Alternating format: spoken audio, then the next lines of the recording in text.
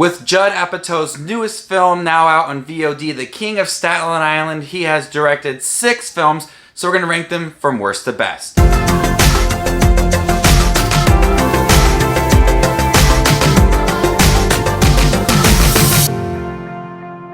Hey everybody, my name is Justin. I love to watch movies. If you guys love to watch movies too, you guys are in the right spot. Make sure to hit the subscribe button down below and click that bell notification for more up-and-coming videos. Today we're going to be talking about all 6 of Judd Apatow's directed films. He has his name attached to many films. He has written films, produced many films as well, but he has only directed 6 films. Starting with his first film, The 40-Year-Old Virgin, working all the way up to The King of Staten Island.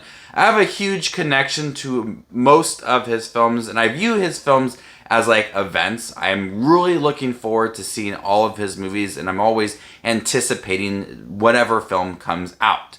Make sure to leave your list down below. How would you rank all 6 of his movies that he has directed, and what did you think of his newest film, The King of Staten Island?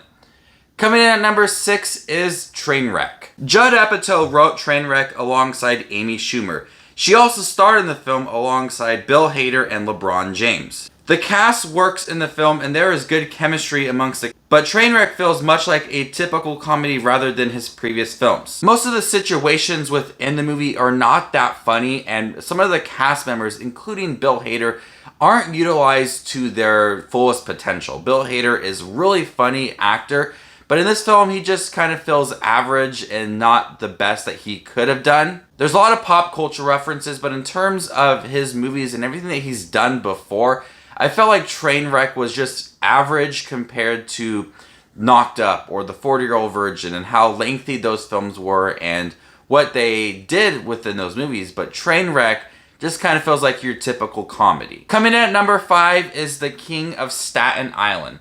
Judd Apatow's most recent film is his most personal film yet. This is based on Pete Davidson's life, who lost his father during the 9/11 attacks. Pete Davidson is able to balance the comedic moments with the dramatic moments as well. In the beginning of the film, we are introduced to Scott, who's not very ambitious. He doesn't have many goals besides opening up a tattoo restaurant.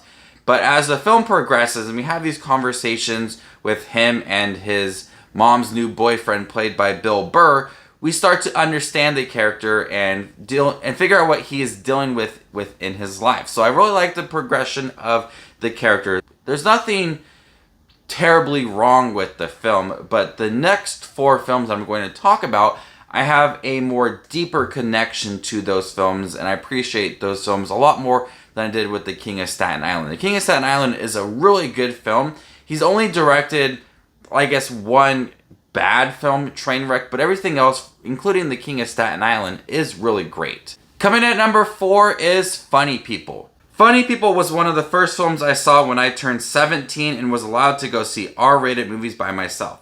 Funny People is a lengthy film, but it utilizes every moment. The cast is terrific with Adam Sandler and Seth Rogen. The film takes an interesting look at stand-up comedy and has a subplot with Adam Sandler's character who has cancer, and we have those more dramatic moments within the film.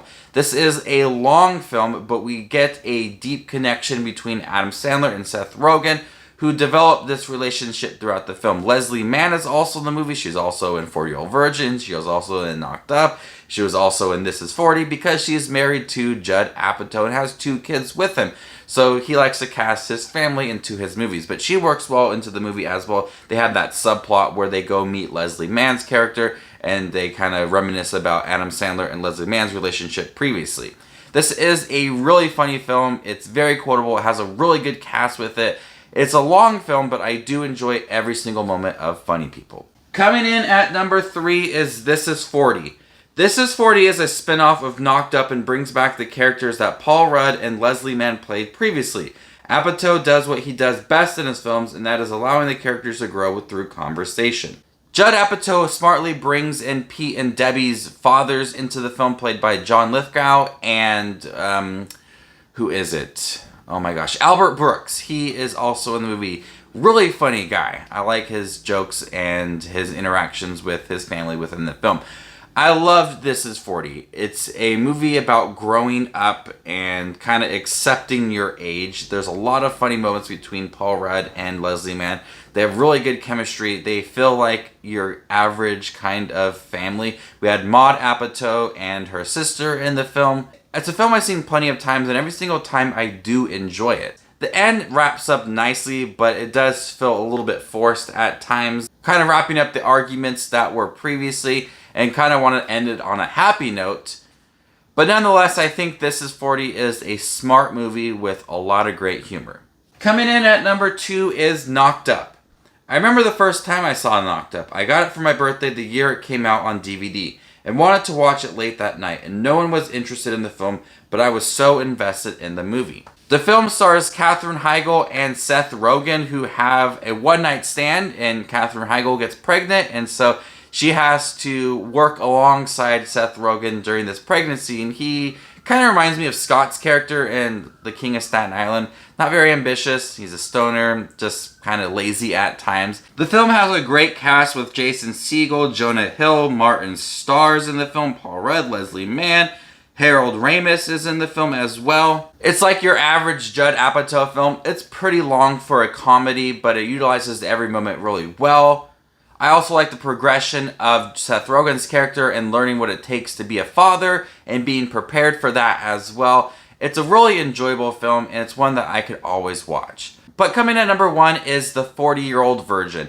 This was the first film directed by him, and one of the first films I saw that was R-rated and had a lot of sex jokes, and I was in the 7th grade when The 40-Year-Old Virgin came out, so I fully didn't understand everything about that movie, but it opened up a new world of comedy for me, and to this day, I really enjoyed The 40-Year-Old Virgin. This stars Steve Carell, and he is terrific in the movie. This has another great cast within it. We also have Paul Rudd in the film as well. Kevin Hart is even in this movie very briefly. This film is very quotable. Watching Steve Carell's character awkwardly try to talk to girls is hilarious, but his moments when he meets Catherine Keener's character feel very endearing because they honestly have a really good relationship in the movie, and he's wanting to have a connection with her, but he doesn't fully understand how to do it, and it's a bit awkward at times for him, but he's willing to go that extra mile to talk to her and build a relationship. I really enjoy those moments of letting Catherine Keener's character into Steve Carell's world and all of his figures and everything he does at home, but also trying to move the character forward as well. It's a very smart movie. It's very funny. Probably out of his 6 movies, the funniest movie that he's directed. He makes it, and the cast has a lot of fun with the movie as well. I've seen this movie so many times since, I think, 2005 when the film came out. But to this day, it's my favorite Judd Apatow film. So there you guys have it. All 6 of Judd Apatow films ranked worst to best. How would you rank his movies? Let me know in the comments section down below. And stay tuned for more up-and-coming videos. My name is Just Watch Movies, and you guys stay classy, YouTube.